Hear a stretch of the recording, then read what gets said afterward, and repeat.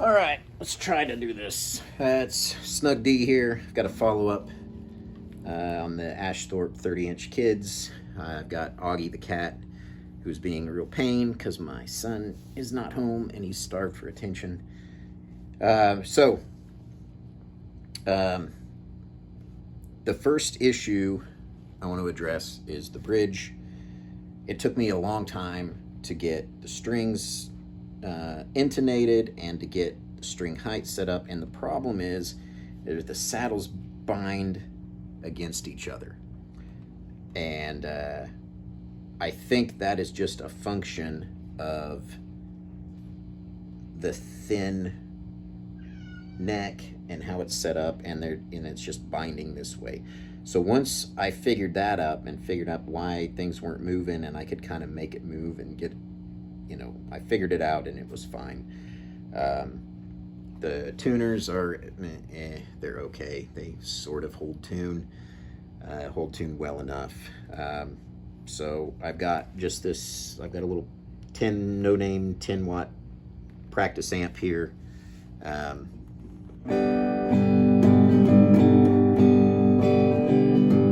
There's a G chord. E, it gets a little tricky.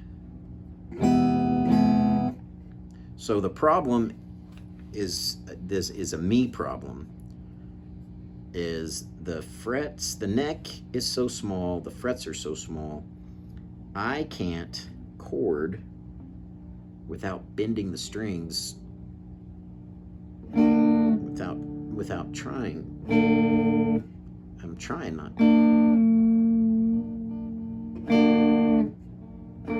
Yeah.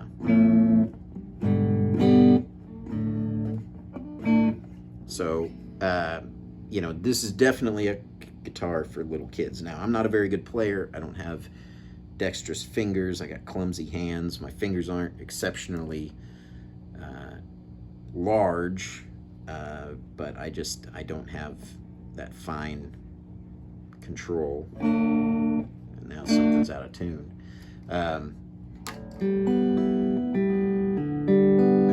Maybe not, but sounds like it. I just can't.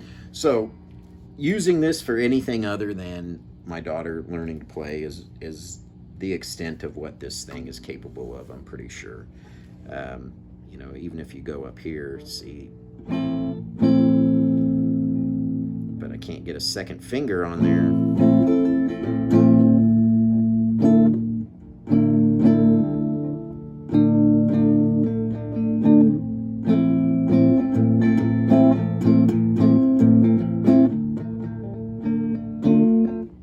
So it's just, it is what it is.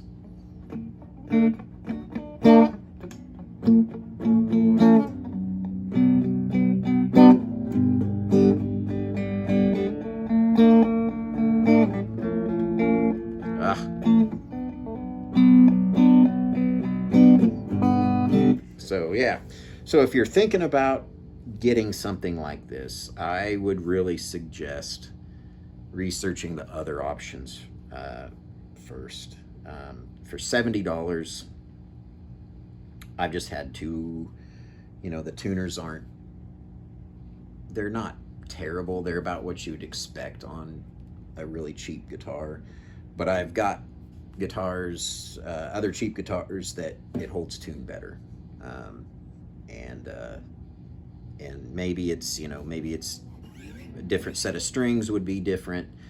Everybody says to change the strings as soon as you get one of these. I did not do that. These are the original strings, so that might be some of it.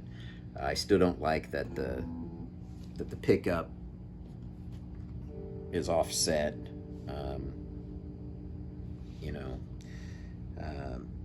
If I was able to play this better, and maybe if I had actual playing skills, that would be an option. Someone else, I don't know. It might be fun to slap a hot rail in there and see if you can get some better sounds out of it. But for what it is, it's fine. It's a learning tool until my daughter can, grow enough to start playing a full size.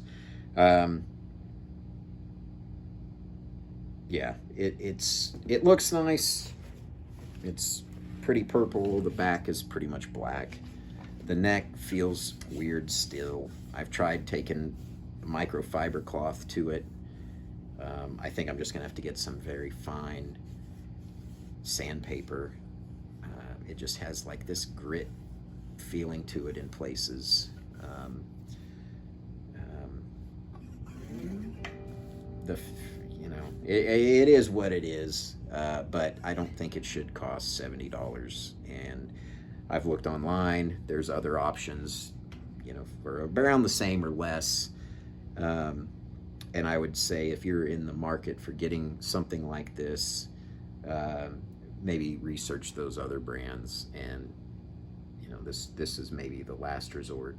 If they're selling it, if there was a $20 off, yeah, maybe. Like I said, it just comes with a little gig bag, doesn't come with an amp. No, it did come with an amp, but the amp's hardly worth anything. It comes with an amp that you can't really hear. It works fine with headphones, but nothing to write home about. So there's the Ashthorpe 30-inch scale kids Strat style guitar. Not impressed. It's going to work for its intended purpose of being a learning tool for my daughter, but that's about it.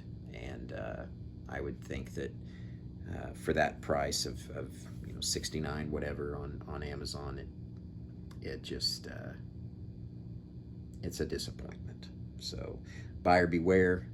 Look, if you're, like I said, if you're interested in something like this, look at those other brands that offer a similar thing, and check out reviews on those, and maybe those people had better experiences.